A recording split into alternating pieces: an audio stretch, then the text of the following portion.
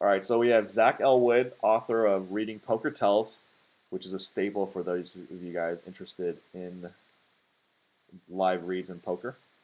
So I played a hand with them on Live at the Bike in 2016. So the game is 5-5 with a $10 straddle. Zach Elwood straddling. I pick up kings on the button and I raise to 40.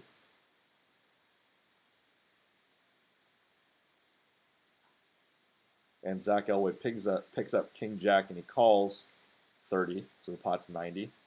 So are you ever considering a 3-bet in this position, or is it always flatting? Yeah, I think I'm pretty much always flatting there. Okay, so we're going to see a flop. Pot's 90. It's Queen 9-5 Rainbow, which I'm decently happy with because there's no ace.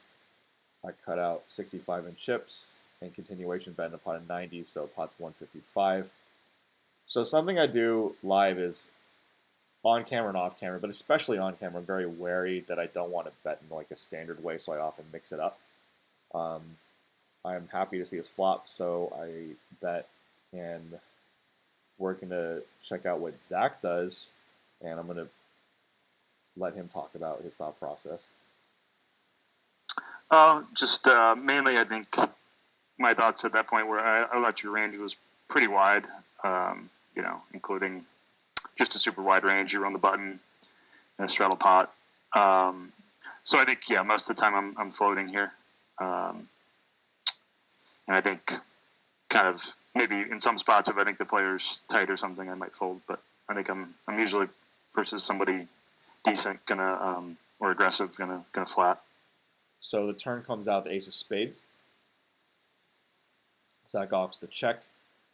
So this has been discussed too. A normal line may be to check the turn and basically call the river with kings here.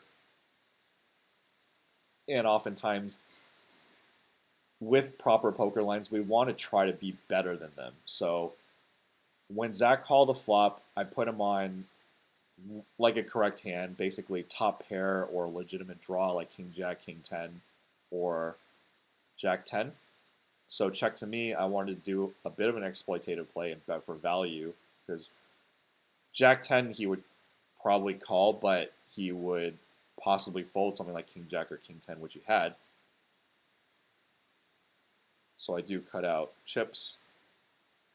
I bet out 120 into 220. So I felt pretty good with what was going on here. But I'm in for a surprise. So spoiler alert. Yeah, spoiler alert. So he checks, he asks for my chip stack, and checking for a stack to pot ratio for the turn the river. Now the graphics don't show it, but Zach's check raising me to check raising 400. Yeah, I think as soon as it cuts to this next shot, that's when I did it. Took a while. So let's get, there's the check raise of 400. So let's get your take on why you chose these lines. Yeah, I think it was mainly a function of that I thought your range was super wide, and maybe I hadn't played with you much, so these were just kind of general reads. I thought your range was pretty wide, including like 7-8 and a lot of stuff. That was the main factor. And I also kind of, for rightly or wrongly, I kind of was thinking from your appearance that you might be a pretty aggressive, splashy player. Whether that's right or wrong, I don't really know. So that was part of it. And then I also, a little bit of behavior in there because you bet pretty quickly on the turn, and I tend to equate that, with some weakness. So that sometimes use that kind of bet speed to kind of put me one way or the other when I'm kind of on the fence with borderline spots. So again, rightly or wrongly, I sometimes use that with a cold read. It can get me in trouble sometimes, obviously, but that was a little bit of a factor too there, because I think if you had an ace on the turn, or if you had a strong hand in general, I think you would most people are going to be a little bit more thoughtful there and think about the proper approach, the proper bet sizing or whatever. They just seem a little bit more thoughtful. And but again, for all I know, you could bet quickly in general, so that could have backfired. But again, just that's a little piece. But then also, there's also a little bit of I'm more likely to do this too because being on camera kind of can make you play some more, edge case things, more exciting lines too, because you're kind of wanting to be more entertaining, which is I think something you kind of have to fight against when you're playing on camera too. But yeah, that was probably a factor too. Yeah, so I agree everything. If I have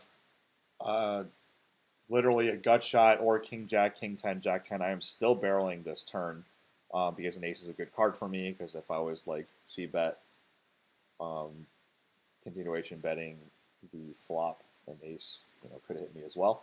And I did do the quick bet to kind of throw things off. And this is something like that I do, and a lot of other people do. Is just like we know what standard betting looks like. So instead of necessarily always betting the same way, you could do variations of bets, and when it confuses somebody, then you get a reaction out of them, and then that helps with the live reads. So I totally agree with everything Zach says. So I wasn't that convinced in the beginning because my assessment of the situation, I'd only played with Zach for like a couple hours before this hand, so I wasn't too convinced, and I had the original read that he did have something similar to what he had. However, me not knowing Zach and him check raising here, in my head, I'm thinking, okay, what happened? Did he flop a set? Does he have queen 9? Does he have ace queen? Does he have ace 5 of diamonds? Like, all this was going through my head, and these are all legitimate holdings that he could have. And I didn't know Zach Elwood at the time. If I did, there's no way I'm folding. But that's the thing, is like you got to do your research. But this is the thing, like when you play somebody for the first time and you don't necessarily know them, then you have to just make your best guess and go with it. So there was just miscommunication between both of us, where I was trying to do something and he was trying to do something, and then happened to the result that it did. And yeah, spoilers. I think also what I had going for me that I should have mentioned was like I'd been playing pretty tight before that, so right. I thought my image was pretty tight, and I didn't think you knew who I was or anything like that. So yeah, I think only Cyrus and Abe knew, and yeah, no, that's all legitimate. I did notice that you were pretty snug, and that's what really helped sway my decision. So of course, kudos to you, even though I suspected something was wrong. Doesn't matter, I didn't pull the trigger. But I'm going to take my time. Yeah, it's definitely a tough spot. And of course, after it happened, I'm totally regretting taking an exploitative line. And I'm just like, why didn't I just check the turn and just like call the river? And there's a gulp there, which Zach's going to be working on. But yeah, I do. I try to balance the gulp because I definitely have a tendency to gulp when I'm nervous. And my only way to battle that, approach that is to balance it and swallow and gulp when I'm strong too. So look, I'm not convinced, but at the same time, I balked.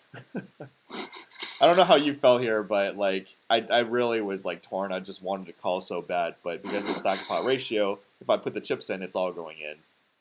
And I definitely didn't like the feeling. Yeah, Zach did a good job and got me to fold. And then he's gonna do a little smile at me, so I'm like, damn it.